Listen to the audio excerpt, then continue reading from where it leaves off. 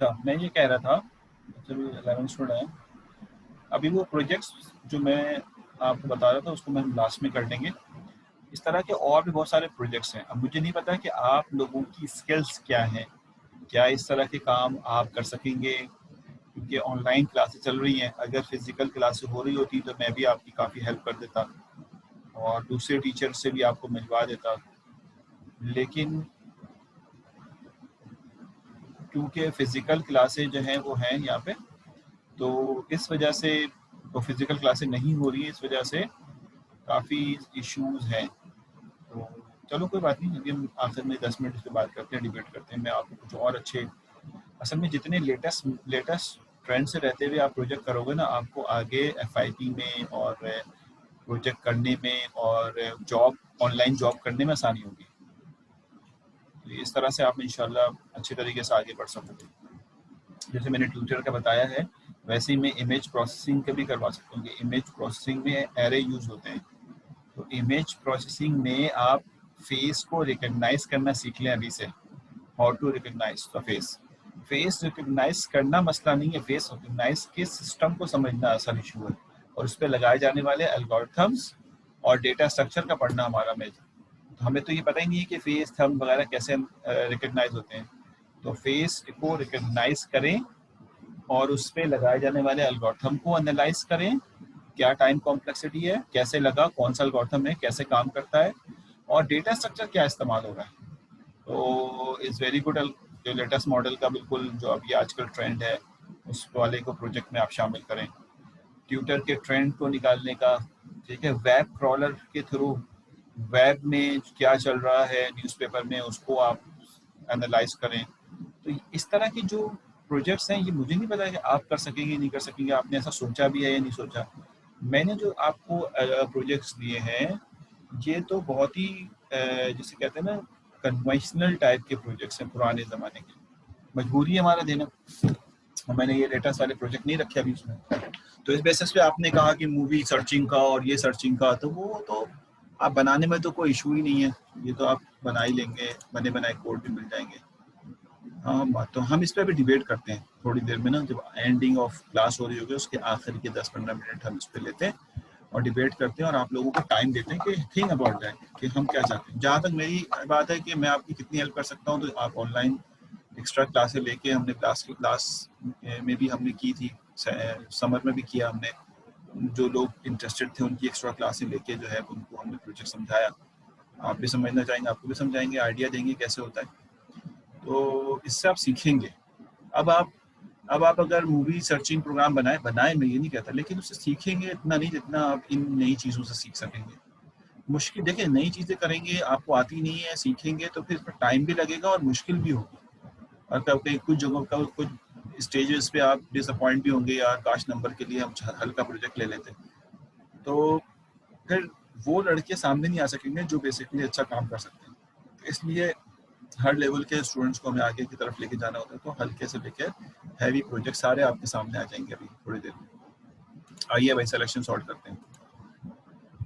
कहता ये है कि ये जो हमारे पास, में इसको इनलार्ज कर देता हूँ ताकि आपको और अच्छे से नजर आए, क्योंकि थोड़ा ब्लर हो रहा है। ठीक है सर, नंबर के पीछे ही भी नहीं भागेंगे। हाँ हाँ, भागो, नंबर के पीछे भागो, कम से कम 2.8 से कम तो सीजीपीए नहीं होनी चाहिए। लेकिन 4 हो, और बहुत सारे स्टूडेंट ऐसे हैं जिनकी 4 है, उनको प्रोग्रामिंग नहीं आती थी, हमने खुद अपनी आंखों से देखा। लेकिन कुछ ऐसे थे जिनकी 3.2 थी और वो ऐसे प्रोग्रामर थे कि मैं आपको क्या बताऊँ। और कुछ ऐसे थे जिनकी 3.8 थी और वो अच्छे प्रोग्रामर भी थे, अच्छी अंडरस्टैंडिंग भी थी, प्रोग्रामर ही अच्छा नहीं बल्कि अंडरस्टैंडिंग भी अच्छी थी, और सीजीपी भी अच्छी थी। बहुत सारे ऐसे स्टूडेंट हैं। तो हर चीज़ को मेंटेन करके चलो, किसी एक चीज़ में एक्सट्रीमिटीज़ ना हो, नहीं भाई ना मार्क्स के पीछे भाग रहे हैं, नहीं हम तो कोड के पीछे भाग रहे हैं, मार्क्स भले 2.1 हो जाए, ये भी गलत है। एक मीडियोकर के तौर पे, यानी जैसे कहते हैं ना, उस तरह से इंशाल्लाह आप रहेंगे तो आपको फायदा होगा। एनीहाउ, ये हमारे पास कोड है और इसको समझने की कोशिश करते हैं। तो मैं ये बता रहा था कि ये सिर्फ इतना सा कोड है, ये बेसिकली सिलेक्शन सॉर्ट को चला रहा है। मैंने आपको समझा दिया कि ये वाली लाइन जो है, ये वाली लाइन जो आपको नजर आ रही है, जी बिल्कुल, कॉन्सेप्ट क्लियर होना चाहिए। एग्जैक्टली जब I agree with you. Concept ये है कि जब आपको नई चीज़ पढ़े तो आपको समझ आ जाती है। अब जैसे मैं अभी आपको नई चीज़ पढ़ने के लिए तो नहीं दूंगा, लेकिन सिलेक्शन और बबल मैंने करा दिया, इंसर्शन आपको दूंगा पढ़ने के लिए। इंसर्शन मैं नहीं पढ़ाऊंगा, वो आपका टास्क होगा।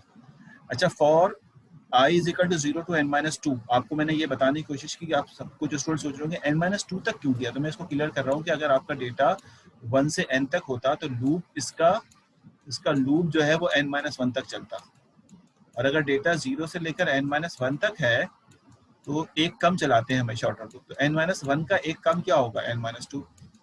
ठीक है, तो इसलिए 0 से n-2 तक चला, हमेशा एक कम, ये आउटर लूप है, समझ आ गया। उसके बाद इसने, अब जरा देखिए क्या कह रहा है, उसके बाद इसने कहा क्योंकि i के अंदर 0 है तो इसने कहा कि जो मिनिमम है, एक की ले ली, मिनिमम को इसने कहा एक की है, ये बेसिकली एक तरह से की है। तो हमने कहा कि 0 इंडेक्स पे जो डेटा, अब मैं मजबूरन ये डेटा जो मैंने यहाँ पे पिक किया मेरे भाई, इसमें मैं इसकी मार्किंग इस वक्त के एल्गोरिथम के हिसाब से 0 से कर दूंगा, क्योंकि मेरी आदत नहीं है 0 से करना, हमेशा 1 से करता हूँ, लेकिन इस वक्त के हिसाब से मैं इसको 0 से इसको मार्किंग करना शुरू कर दूंगा। तो इसका मतलब ये हुआ कि ये 0 इंडेक्स है, ये 1 इंडेक्स है, ये 2 इंडेक्स है, ये 3 इंडेक्स है, पता नहीं क्या है इसकी माउस को प्रॉब्लम हो रहा है, 4 इंडेक्स है, ये 5 इंडेक्स है और ये 6 इंडेक्स, मिसाल के तौर पर। तो हमने यहाँ पर इसको बेसिकली 0 इंडेक्स से मार्क करना शुरू कर दिया। तो इसका मतलब ये हुआ कि हम ये एक मिनिमम का वेरिएबल हमने सेलेक्ट किया है और 0 उसको दे दिया। कहना ये चाह रहे हैं इस लाइन में कि बेसिकली जो पहली लोकेशन पे जो डेटा है वो मिनिमम है, ये हमारा क्लेम होता है, ये 100% श्योर नहीं होता। श्योर तो यहाँ पे होगा जब ये यहाँ पे कंप्लीट हो जाएगा ये। तो हमने कहा जो पहली पोजीशन पे डेटा है वो बेसिकली मिनिमम है। दूसरी लाइन समझ में आ गई। तीसरी लाइन पे जब हम गए तो अब हम तीसरी लाइन पे एक और लूप पे जा चुके हैं जो बेसिकली इनके इंटरनल कंपैरिजन करवाएगा। इनको कैसे करवाएगा कि कौन सा मिनिमम है, तो एक एक करके आगे बढ़वाएगा इसको। तो this is called basically internal comparison for finding the minimum, ये लूप इसने लिखा है। अच्छा, इसलिए इसने i+1 से क्यों लिखा है, आप भी करते तो ऐसे करते, कहते भाई ये वाली वैल्यू तो मेरे पास मौजूद है, ये वाला इंडेक्स वैल्यू तो नहीं अभी हमने पिक की, लेकिन ये इंडेक्स तो हमारे पास मौजूद है, ये इंडेक्स हमारे पास मिन में मौजूद है। डेटा निकालना मसला नहीं है कि अगर इस एरे का नाम ए है तो a ऑफ 0 कर लेंगे तो डेटा भी आ जाएगा, लेकिन ये वाला इंडेक्स मेरे पास मौजूद है, मैं इसको अगले से कंपेयर करूंगा, तो भाई लूप भी i+1 से चलाओ फिर, सही है ना, इसीलिए 1 से, और आखिर तक कंपेयर करेंगे तो n-1 तक कंपेयर करेंगे। 0 से शुरू किया है तो n-1 तक कंपेयर करेंगे, आखिरी इंडेक्स तक कंपेयर करेंगे। यहाँ तक समझ में आ गई बात, ये लेंथ -1 तक, बिल्कुल सही है, ठीक है ना, n-1 ये लेंथ -1 तक, बिल्कुल सीखा तुमने। तो ये वाली लाइन भी समझ में आ गई क्यों लिखी गई है, i+1 से क्यों लिखा गया। i+1 से लिखने की वजह यह है कि we have to compare from the next element because first element is stored, first index is stored in min and we have to compare from the second index. So second index means i+1, ठीक हो गया, यहाँ तक समझ में आ गई बात, i+1, और चलेगा कहाँ तक, आखिर तक स्टोर करना है। अब आइए क्या करना है, ये 2 लाइनें लिखी हुई हैं, तो थोड़ा सा इन्होंने शॉर्ट करके लिखा हुआ है। ये कंडीशन जो है, ये कंडीशन इफ की है और ये इफ का एक्शन है, ये एक्शन है जो नीचे लिखना चाहिए था, इसने ऊपर ही लिख दिया, ये इफ का एक्शन है, ठीक, और ये इफ से बाहर है लेकिन फॉर के अंदर है, ठीक। तो ये सारा क्या, ये इस वाले फॉर से भी बाहर है लेकिन आई वाले फॉर के अंदर है, लेकिन मिन के साथ अलाइन हुआ है। अब ये सारी बातें समझ में आ गई। अब मैं लाइन नंबर इस पे हूँ, लाइन नंबर तो लिखी नहीं इन्होंने, मैं इस वाली लाइन पे हूँ। कहता है क्या है कि अगर ए ऑफ जे का मतलब है अगली पोजीशन, ये वाली पोजीशन, जे में एक अगला वाला पोजीशन है, ए ऑफ जे का मतलब है ये डेटा, यानी जे लोकेशन पे रखा जाने वाला डेटा अगर मिन पे रखे जाने वाले डेटा से छोटा है, यानी इस जगह पे रखा हुआ डेटा मिन पे रखे जाने वाले डेटा से छोटा है, अगर ये ट्रू है तो इसका मतलब ये होगा कि मिन के अंदर जे को आ जाना चाहिए, क्योंकि जे पे रखा हुआ डेटा छोटा है तो मिन पे जे को आ जाना चाहिए, मिन के अंदर क्या आ जाना चाहिए, जे। तो हमारे इस वाले केस में जो केस हम देख रहे हैं, हम जो केस को यहाँ पे ऑब्जर्व कर रहे हैं, इस केस में ये फॉल्स हो गया है पहले दफा में, ये जे पे 29 है, यानी ए जे पे 29 है, ए मिन पे 21 है, तो ये फेल हो गया, 29 21 से छोटा नहीं है, तो लिहाजा मिन में कोई चेंजेस नहीं आएगी। मिन में स्टिल 0 रखा हुआ है, क्योंकि मिन में आपने शुरू में ही 0 रख दिया था। ये रहा, मिन में स्टिल 0 रखा हुआ है। जो बात समझ नहीं पूछ लेना, मिन में स्टिल 0 रखा हुआ है। अब आप इसको खत्म करके, इस वाले इफ को खत्म करके दोबारा इसी फॉर पे आ जाएंगे। अब जरा देखते रहना, मैं आपसे सवालात लेता हूँ थोड़ी देर में। अब j की वैल्यू 2 के बाद 3 हो जाएगी, डेफिनेटली i प्लस 1, सॉरी 1 के बाद 2 हो जाएगी। पहले 1 थी, अब 2 हो जाएगी, यानी अब आप यहाँ खड़े होंगे। ठीक हो गया, यानी ये वाला डेटा इससे कंपेयर हो गया।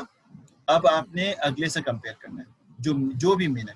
अभी मिन में 0 ही है, मिन के इंडेक्स में 0 ही है। आप कहेंगे कि अगर ए जे यानी सेकेंड इंडेक्स पे रखा हुआ डेटा मिन वाले इंडेक्स से छोटा है, सही है, मिन वाले इंडेक्स से छोटा है, तो आप कहेंगे भाई ऐसा तो नहीं है, क्योंकि 68 जो है, क्योंकि ए जे का मतलब है 68, ए मिन का मतलब है 21, तो क्या 68 21 से छोटा है? आप कहेंगे नहीं, छोटा नहीं है। तो इसका मतलब है मीन में फिर कोई चेंज नहीं आएगा और ये एज इट इज रहेगा। ये एज इट इज रहेगा तो दोबारा ये फॉर के पास जाएगा और इस तरह ये कंपेयर करता रहेगा, क्योंकि 21 सबसे छोटा है, ये मीन इंडेक्स चेंज नहीं हो रहा है इसका। तो ये बेसिकली अगले वाले से चेक करेगा, अगले से चेक करेगा, अगले से चेक करेगा और अगले से, और इस बेसिस पे 21 की जगह यानी मिन के अंदर 0 ही रहेगा। सबसे कंपेयर रहेगा होने के बाद मिन के अंदर 0 ही रहेगा और ये लूप से बाहर आ जाएगा। जब लूप से बाहर आएगा तो स्वैपिंग चलाएगा। स्वैपिंग में देखें, स्वैपिंग में इंटरेस्टिंग बात देखें, आई में क्या रखा हुआ है? आई में अभी हम 0 ही रख के आगे बढ़े थे, और मिन में क्या रखा हुआ है? मिन में भी 0 रखा हुआ है, क्योंकि आई की वैल्यू मिन को दी गई थी। तो इस वक्त आई में भी 0 है और मिन में भी 0 है। तो ये देता है जो स्वैप होगा तो एक तरह से स्वैपिंग नहीं होगी, क्योंकि 0 लोकेशन का डेटा 0 लोकेशन से स्वैप हो गया। तो 21 अपनी जगह पे एज इट इज रहेगा। लेकिन इसका हरगिज मतलब नहीं है कि आगे वाला रिमेनिंग डेटा सॉर्टेड है, ये हरगिज मतलब नहीं है। अभी सिर्फ ये मतलब आया है कि 21 सॉर्टेड हो चुका है, 21 को हमने सॉर्ट कर दिया है। यहाँ तक समझ में आ गई बात है। और स्वैपिंग करने के बाद ये दोबारा से फॉर के पास चला जाएगा। यहाँ तक एक पास चल गया, एक पास चलने से 21 जो कि सॉर्ट होना था वो सॉर्ट हो गया। अब हमें सेकंड यानी 29 से स्टार्ट लेना है मेरे भाई। वो 29 से जो स्टार्ट लेने का तरीका है वो i प्लस 1 जो हमने यहाँ लिखा है ना, ये होगा। मैं सवालात ले लेता हूँ फिर आगे बढ़ता हूँ। अच्छा, इन्होंने लिखा है जी सर, जी सर का मतलब समझ आ रहा है माशाल्लाह। अब देखिए दोबारा ये यहाँ से फॉर के पास जाएगा। फॉर के पास जाने के बाद यकीनन i 0 से शुरू हुआ था पहले पास में, अब i 1 से शुरू हो जाएगा। मैं थोड़ा ऊपर करके लिख देता हूँ। तो i के अंदर जो है वो अब 1 है, नीचे आया, i के अंदर 1 होकर नीचे आया। तो मिन जो है, यहाँ पे मैं मिन की वैल्यू भी लिख देता हूँ सेकंड पास के लिए। तो मिन में जो है वो अब 1 है, क्योंकि जो आई में होता है वही मिन को स्टार्ट में देते हैं। मिन में 1 होने का मतलब ये है कि अब आप यहाँ से शुरू करना चाहते हैं, ये वाले पार्ट से, कि भाई ये सबसे मिनिमम डेटा होगा यहाँ पे। तो मिन में 1 है, समझ आ रही है? मिन में जो है वो 1 है। मैंने शायद सॉर्टेड फॉर्मेट पे डेटा को उठा लिया गलती से, मेरे गलती कर ली है। अगर आप मुझे इजाज़त दें तो मैं इसको एनालाइज कर लूँ। ये डेटा तो ऑलरेडी सॉर्टेड ही उठा लिया मैंने।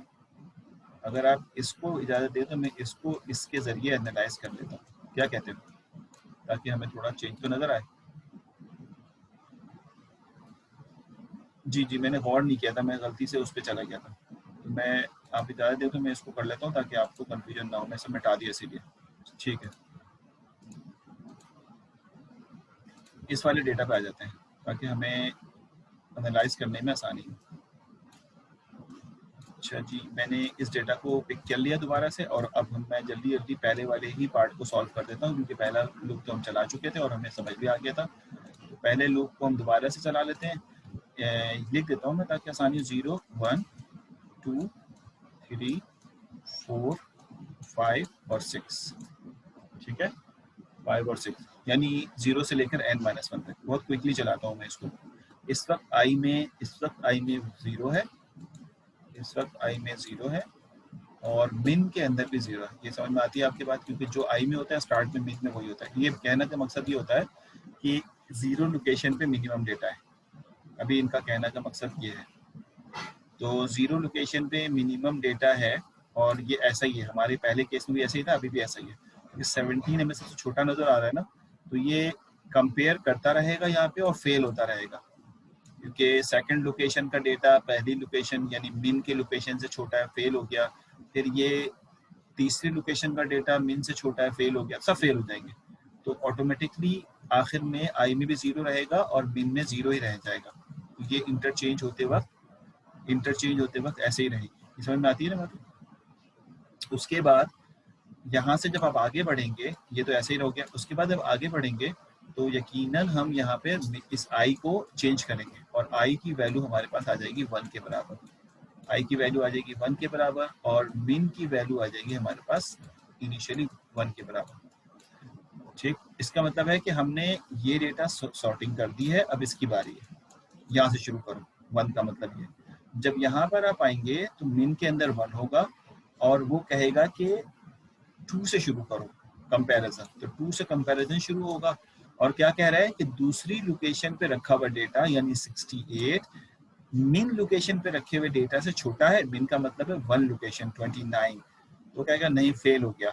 फेल हो जाएगा तो दोबारा इस फॉर पे आएगा, इस फॉर पे आएगा, क्या तीसरी लोकेशन से चेक करो फेल, चौथी से चेक करो फेल, सबसे फेल हो जाएगा। तो आखिर में जब बाहर निकलेगा तो आई में भी 1 होगा और मिन में भी 1 होगा। तो क्या मतलब हुआ, ए ऑफ 1 को ए ऑफ 1 से रिप्लेस करो तो ऑटोमेटिकली 29 ही लोकेशन पे रहेगा।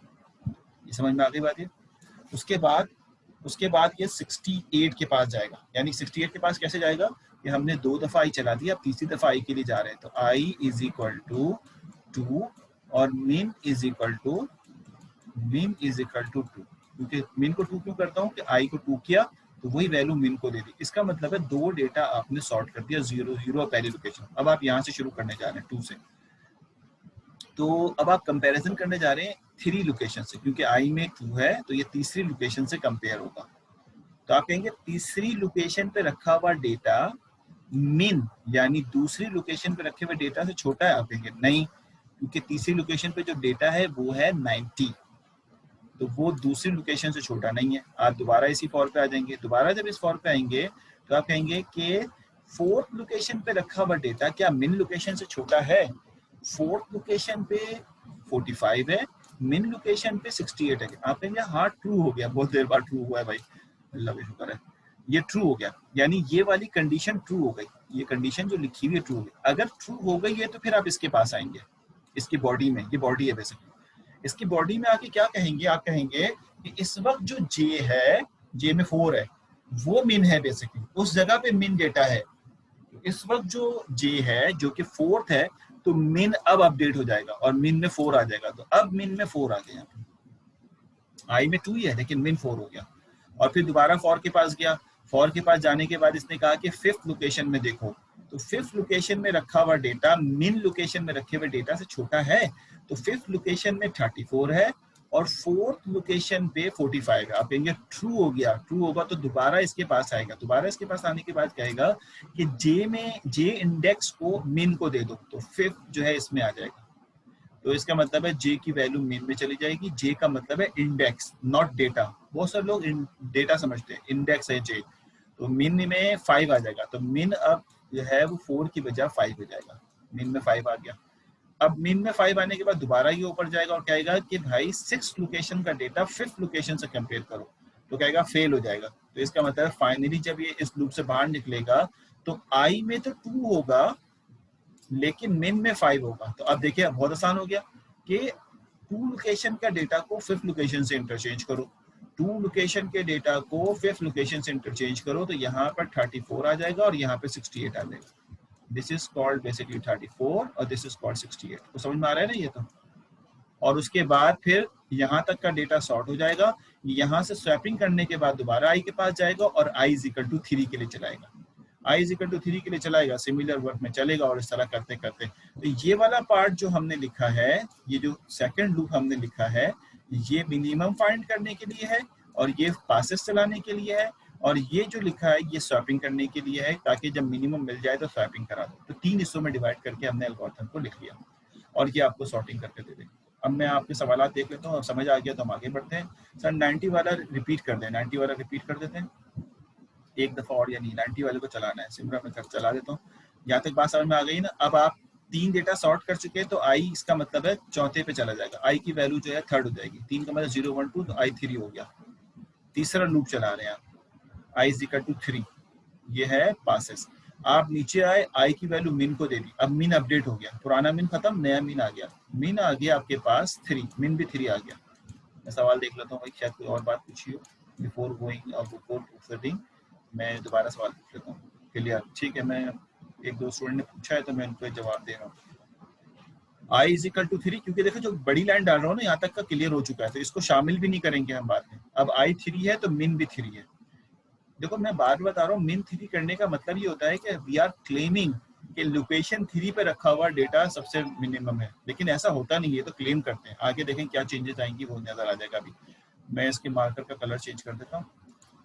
अब आपने मिन को 3 कर दिया, ये ध्यान में रखना। उसके बाद इस लूप पे आए, लूप में आने के बाद वो कह रहा है कि आई में जो भी वैल्यू है उससे एक अगली वैल्यू। आई में 3 है तो फोर्थ वैल्यू, जे के अंदर क्या आ जाएगा? 4 आ जाएगा, जे के अंदर आ जाएगा 4। इसका मतलब ये होगा कि फोर्थ लोकेशन पे रखा हुआ डेटा, फोर्थ लोकेशन पे रखा हुआ डेटा मिन में 3 है इस वक्त, 3 लोकेशन पे रखे हुए डेटा से कंपेयर करो। फोर्थ लोकेशन पे रखा हुआ डेटा 45, थर्ड लोकेशन पे रखा हुआ डेटा 90, यानी 40 क्या 45 90 से छोटा है? क्या 45 90 से छोटा है? दोबारा बोल रहा हूँ मैं, जे का मतलब है एक अगली वैल्यू आई से, और आई में है 3 तो अगली वैल्यू आई से, आई की अगली वैल्यू फोर्थ लोकेशन पे 45, तो 45 पे रखा हुआ डेटा मिन का मतलब है थर्ड लोकेशन, यानी थर्ड 90 से छोटा। आप कहेंगे हाँ ये ट्रू है, तो आप स्वैपिंग ना कर डालें, अभी से मेहनत ना करें, आप सिर्फ इसका इंडेक्स नोट कर लें।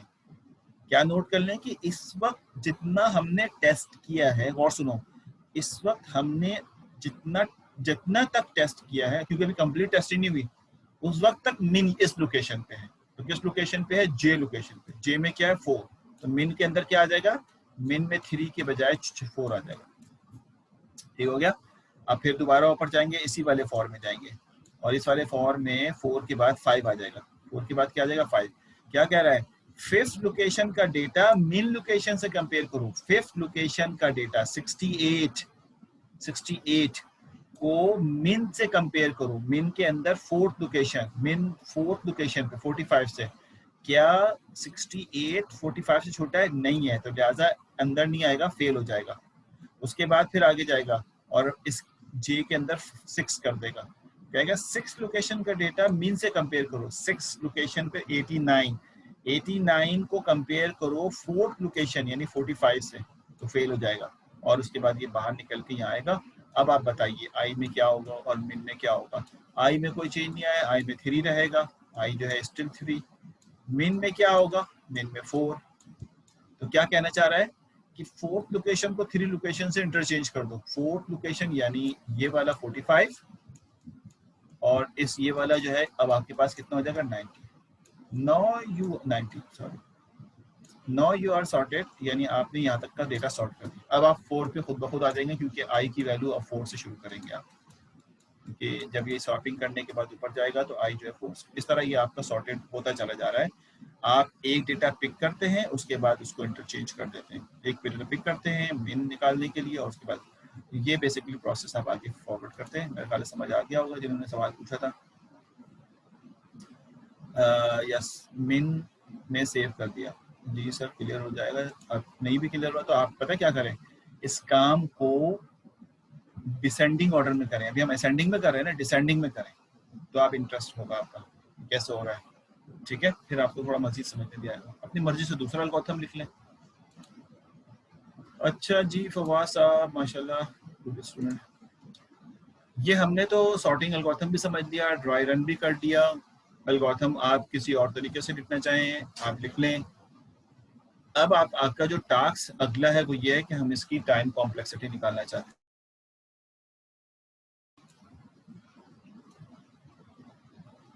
ठीक है, अब हम इसकी टाइम कॉम्प्लेक्सिटी निकालना चाहते हैं। टाइम कॉम्प्लेक्सिटी किस तरह निकलेगी इसकी? तो हम कहते हैं देखिए, आपको बआसानी पता है कि इसका हम इसमें टोटल रनिंग टाइम नहीं निकालेंगे कि एक एक लाइन को एनालाइज करें। We are not going to do this.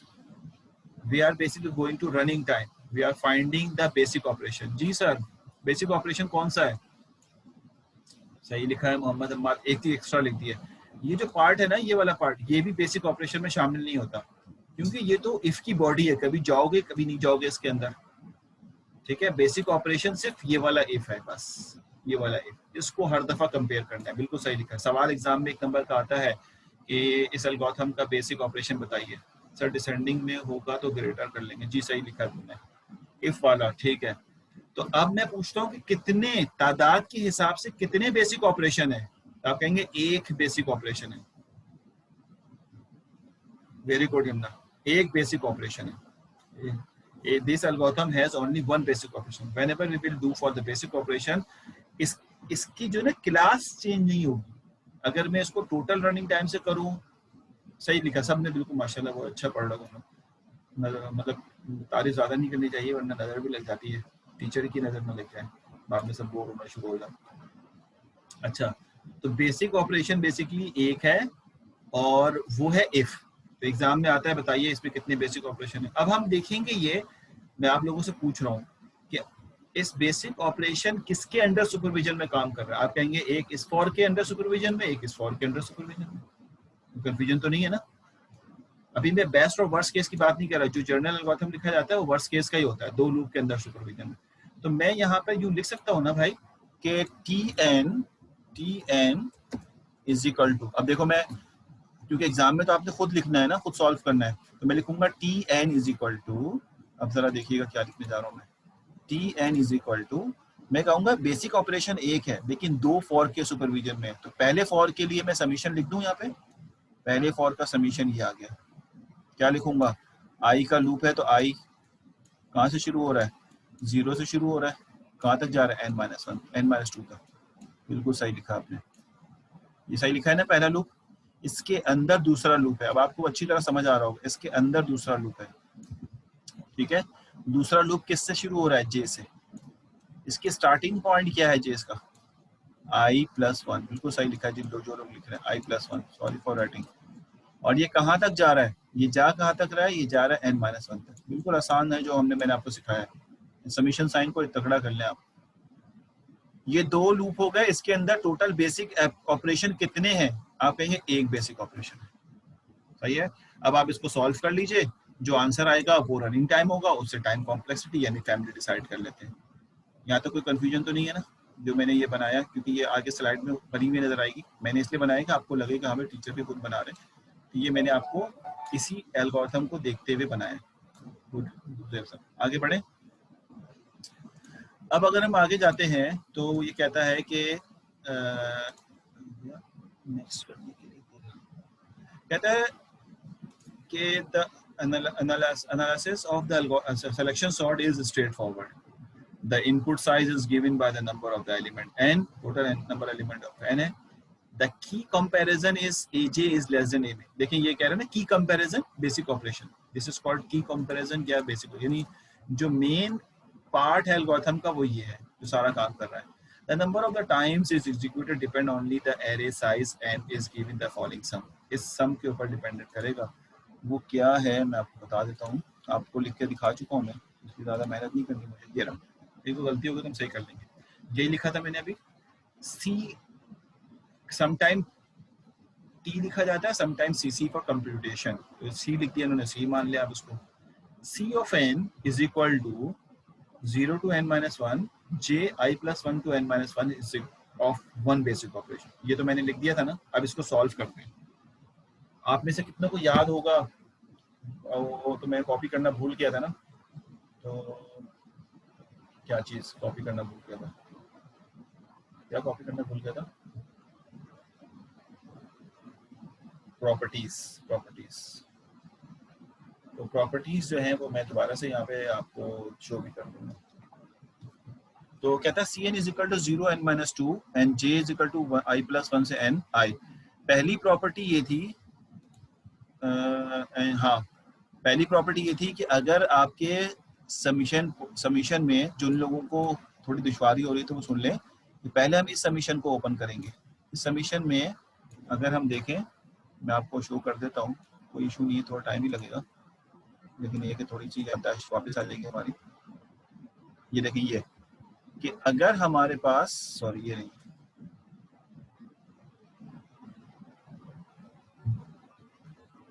ये वाली प्रॉपर्टी कि अगर हमारे पास कोई भी एक समीशन हो और वो किसी भी जगह से शुरू हो रहा हो और n तक जा रहा हो, P से शुरू हो रहा हो यानी कहीं से, लेकिन P n के बराबर या छोटा होना चाहिए। P बड़ा नहीं हो सकता, लोअर लिमिट कहते हैं उसको हम। तो इसको ओपन कर देते हैं। मैंने आपसे ये भी कहा था ओपन करने के सिर्फ दो ही फॉर्मूले हैं, एक पहला और एक पांचवा, बाकी सिर्फ प्रॉपर्टीज हैं, समीशन से समीशन में रहते हैं। समीशन को अगर ओपन करना है तो आपके पास दो ही फॉर्मूले, पहला और पांचवा।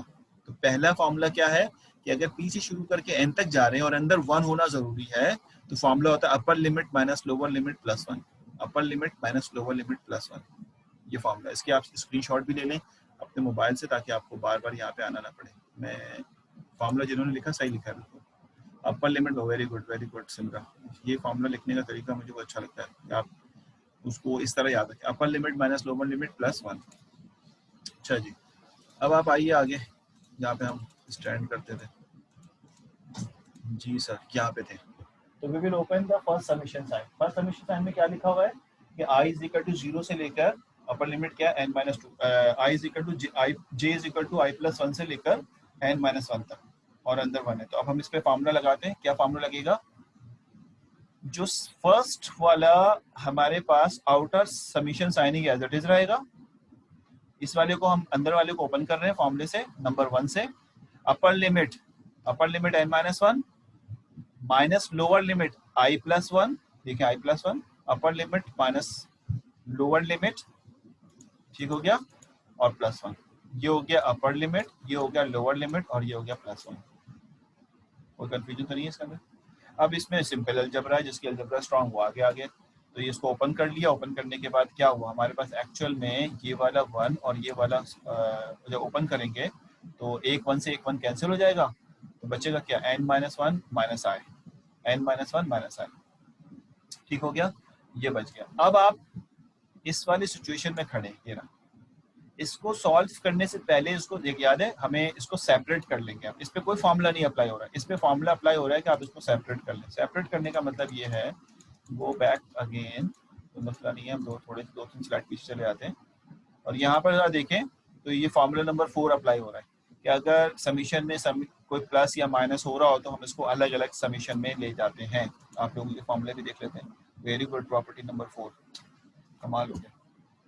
तो प्रॉपर्टी नंबर 4 को अगर हम इस्तेमाल करें तो हमें यहाँ पे नजर आ जाएगा, कहाँ गया हमारा फॉर्मूला, ये, ठीक है। हम प्रॉपर्टी नंबर 4 को इस्तेमाल करें। मैंने इसमें क्या चालाकी दिखाई है थोड़ी सी आसानी करने के लिए, वरना आप इसको हम 3 समीशन में भी तोड़ सकते हैं और 2 में भी। तो 2 इसलिए कि आपको नजर आ रहा है कि ये आई से चल रहा है लूप, और ये यहाँ पे एक आई है, एक एन है और एक 1 है। मैंने इसको 2 हिस्सों में तोड़ा है।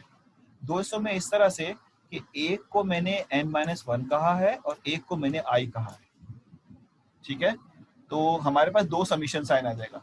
एक समीशन आ जाएगा 0 से n-2 तक, और एक समीशन में n-1 आ जाएगा क्योंकि लूप चल रहा है i से, और माइनस के साथ दूसरे समीशन में i इज इक्वल टू 0 से n-2 तक और i का लूप है। मैंने इस तरह क्यों किया, क्योंकि मुझे ये बात मालूम है कि अगर i का लूप है तो i के अलावा सब कांस्टेंट है, और अगर i का लूप है और i है तो वो वेरिएबल है। बड़ी डिबेट हो चुकी है इसके ऊपर। तो मैंने दोनों कांस्टेंट, क्योंकि n भी कांस्टेंट है 1 भी कांस्टेंट है, तो इन दोनों को साथ रख लिया और i को अलग कर लिया आसानी के लिए। अगर आपको ये बात समझ नहीं आ रही है तो यू कैन डू इट। क्या कर सकते हैं आप कर ये सकते हैं कि n को अलग कर लें, -1 को अलग कर लें, -i को अलग कर लें। आंसर में कोई गलती नहीं होने वाली, लेकिन इस सूरत में 3 समीशन हो जाएगा, इस सूरत में 2 समीशन। तो आप मैथमेटिक्स की तो गेम ही यही है ना कि आप इसको एंजॉय करें। आपको आता है चीजें और आपको इसमें कंफ्यूजन हो रही है तो you can do it the separate by one, सबको अलग अलग कर दें आप, तब भी आंसर में कोई चेंज नहीं आएगा अगर आपने गलती नहीं की है। आगे बढ़े, हमारे 5 मिनट है, कंप्लीट करना है इसको। अब हम अगर ब्रेक पे चले जाएं 5 मिनट के बाद, वी विल ज्वाइन 2:20, राइट। तो इन्होंने इसको 2 हिस्सों में डिवाइड कर दिया। एक हो गया ये n-1 और एक हो गया i, और दोनों का समीशन कोई चेंज नहीं हुआ, समीशन वही है। अब जरा देखें ये वाले के लिए फॉर्मूला नंबर 5, वेरी गुड, लिख दिया होगा किसी ने सर n-1 इसीलिए एक साथ लिखा है कि जी बिल्कुल इसीलिए लिखा है, दोनों कांस्टेंट है, वरना अलग अलग भी लिखोगे आंसर गलत नहीं होगा। ये फार्मूला नंबर 5, इसने यहाँ पे ये जो लाइन लिखी है ना, ये शो करने के लिए लिखी है, वरना हमें इसकी जरूरत नहीं है। We can write directly for this one, आप कंफ्यूज ना हो, ये डायरेक्टली लिखा है हमने। अब जरा फॉर्मूला बताइए क्या होता है, मैं फॉर्मूला लिख देता हूँ आपको, इसको तो छोड़ ही दो ना, ये आप कंफ्यूज हो जाओगे, मैं इस पे लाना नहीं चाहता। एक्चुअल में ये बेसिकली इसको ओपन करके बताया कि पहले आई की वैल्यू 0 होगी, फिर समीशन का प्लस लगाएंगे, फिर आई की वैल्यू 1 हो जाएगी, फिर समीशन का प्लस लगाएंगे, यानी ये एक लूप है ना, तो आई पहले 0 होगा फिर 1 होगा और ये वैल्यू इस आई को मिलती जाएगी और समीशन, और आखिर में वैल्यू कौन सी होगी, n-2 होगी। तो हमें इसको लिखने की जरूरत नहीं है, if we know that the formula. Formula क्या है, फॉर्मूला ये है कि अगर आप 1 से या 0 से चला रहे हैं लूप को आई के, और समीशन में आई है और n तक जा रहे हैं, देखो मैंने लिखा n तक जा रहे हैं, ये जरूरी है, तो फॉर्मूला है n+1 divide by 2, n+1 divide by 2, ये फॉर्मूला है। अब सवाल सिर्फ ये है कि हमारे पास n की जगह n-2 है, अपर लिमिट +1 डिवाइड बाई 2, तो हमारे पास अपर लिमिट n-2 है, तो हम क्या लिखेंगे यहाँ पे, हम लिखेंगे n-2, यानी इस n की जगह लिखेंगे, यहाँ पे इन्होंने थोड़ा डायरेक्ट कर दिया तो आप जरा कंफ्यूज ना होना, मैं इसको लिख देता हूँ इसकी जगह पे, हम लिखेंगे n-2, मैं एरो बना रहा हूँ जिस पे लिख रहा हूँ, फिर अगली ब्रैकेट में लिखेंगे, एक लिखेंगे n-2 n की जगह पे, फिर लिखेंगे n-2 +1, यही होगा ना भाई, और डिवाइड बाई 2, यानी सिर्फ और सिर्फ क्या प्लेस करना है, n की जगह n-2 प्लेस करना है, तो n की जगह n-2 आ गया, इस वाले n की जगह पे n-2 आ गया +1। फर्क सिर्फ ये आया कि ये वाला n-2 अपनी जगह पे है, ये वाला 2 इस 1 को सॉल्व करके n-1 बना देगा, तो ये जो n-1 यहाँ से आएगा वो ये लिखा हुआ, और n-2 जो आएगा वो ये लिखा हुआ, और डिवाइड बाई 2 गया। समझ आ गई बात है। यहाँ पर क्या किया है इन्होंने, इस तरफ ये वाला n-1 बाहर निकाल दिया, तो ये आ गया, तो अंदर 1 बचा, फिर इसमें फार्मूला नंबर 1 लगा दिया, upper limit minus lower limit, upper limit minus lower limit +1, ठीक हो गया। तो फॉर्मूला में 2 में से 1 किया तो n-1, यहाँ पे फाइनली क्या बचेगा, n-1 बचेगा, तो ये n-1 और ये n-1 कितना आ जाएगा, n-1 का स्क्वायर, और यहाँ पे क्या आ जाएगा, n-1 n-2 divide by 2। This is called simple algebra, आप इसको किसी भी तरीके से जो आपको आसान लगे, मुझे इसको कोई कंसर्न नहीं है, लेकिन जाहिर अलजेब्रा आपको आना चाहिए, ये मैंने समझा दिया। आप सवाल दे रहे हैं सर ये मल्टीप्लाई नहीं हो रहा, ये का नाम बताओ कहाँ पर मल्टीप्लाई नहीं हो रहा, टाइम कम है हमारे पास। हाँ मल्टीप्लाई हो रहा है, बिल्कुल हो रहा है, तो ब्रैकेट है ना, हमें ब्रैकेट, जब तक ये मैथ्स के रूल में शामिल है कि जब तक ब्रैकेट को मल्टीप्लाई की जरूरत ना हो, ब्रैकेट मल्टीप्लाई ना करो, फैक्टर फॉर्मेट में रखो, मल्टीप्लाई करके हम और मुसीबत में पड़ जाएंगे, ठीक है ना। ये मैथ्स का रूल है, ये अलगो का रूल नहीं है। जब मैथ्स की फैक्टराइजेशन पढ़ाई जाती है ना, जब पढ़ाया जाता है कि whenever you need the multiplication then multiply, otherwise the factorisation is the best choice, ठीक है। तो इसलिए मैंने n-1 को n-2 से मल्टीप्लाई नहीं किया, हो रहा है मल्टीप्लाई लेकिन किया नहीं मैंने। वजह ये थी डायरेक्ट 2-1 का, जी सिर्फ 2-1 डायरेक्ट कर दिया, बिल्कुल ठीक कहा आपने। आइए आगे बढ़ते हैं। अब हमारे पास एक एलिमेंट ये है और एक एलिमेंट ये है, इन दोनों बीच में माइनस है, ये सिंपल अलजेब्रा है जो मैथ्स में करते रहे हम, इन दोनों को इन्होंने डायरेक्ट सॉल्व कर दिया। मुझे नहीं समझ में आता कि मैं आप डायरेक्ट समझते नहीं समझते, मैं यहाँ पे छोटा सा इसकी थोड़ी सी डेमोन्स्ट्रेशन दे देता हूँ 1 मिनट में। इन दोनों को डायरेक्ट सॉल्व कैसे किया इन्होंने, जरा देखने की कोशिश कीजिए। आंसर लिख दिया डायरेक्ट इन्होंने, वो आप कर सकते हैं कि इस स्टेप से स्टेप पे कैसे आए, मैट्रिक का अलजेब्रा स्ट्रांग होगा तो ये। जरा देखिए इन दोनों में कॉमन क्या नजर आ रहा है आपको, इन दोनों में कॉमन क्या नजर आ रहा है आपको, इन दोनों में कॉमन नजर आ रहा है n-1, ठीक हो गया। जब n-1 कॉमन ले लेंगे तो ब्रैकेट में क्या बचेगा, आपके पास बचेगा यहाँ पे n-1 ब्रैकेट, और यहाँ पे आपके पास बचेगा माइनस के साथ ओनली n-2 डिवाइड बाय, ऐसा ही होगा क्योंकि n-1 तो बाहर निकाल दिया। फिर यहाँ बचेगा n-1 जो बाहर लिखा हुआ है राइटिंग के लिए, और आप ब्रैकेट के अंदर ले लेंगे एलसीएम जो क्या आ जाएगा 2, ठीक हो गया 2।